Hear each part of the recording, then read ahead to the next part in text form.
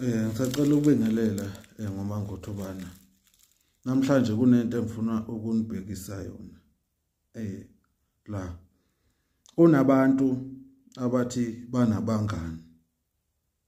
Kunabantu abathi banabangani.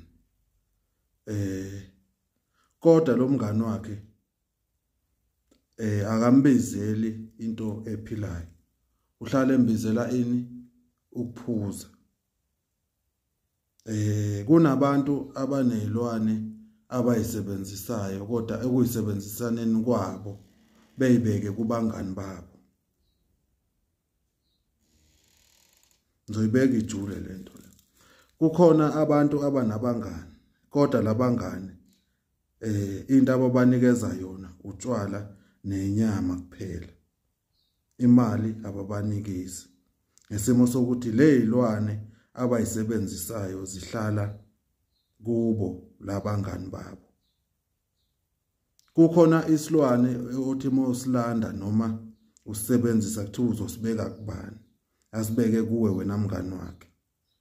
Njalo mayinawe ukuthengela lezo zinto lezo. Lapho suke sikhuluma ngokuthwebula kwethonga. Umuntu mayesebenzisa ithonga lakho. Umuntu ma ethwebula ithonga lakho. Lo muntu angeke aze akubizele into wena ezokunikeza ini inzuzo. Uhlale kubizela ini utshwala nenyama. Mayibona wena uthi asambe sokosa, mayibona wena ethi asambe siyophuza. Sengisho ukuthi abantu abaqaphele abangani babo.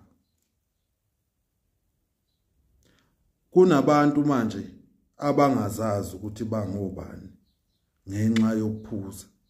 Angisho ukuthi ukuphuza ku-wrong.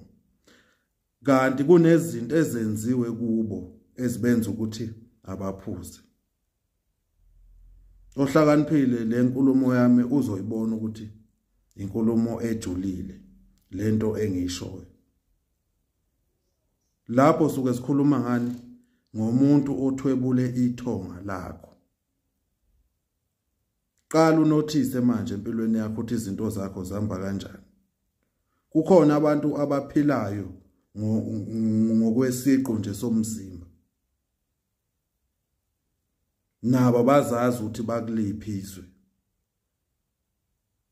Wazi ukuthi mina ngiyavuka ngiyoma esitolo, ngiyavuka ngiyoma kuphi. Ngesimo sokuthi lento yakhe yenhlahla ithathiwe kuye. Yena usefana nje ngethini.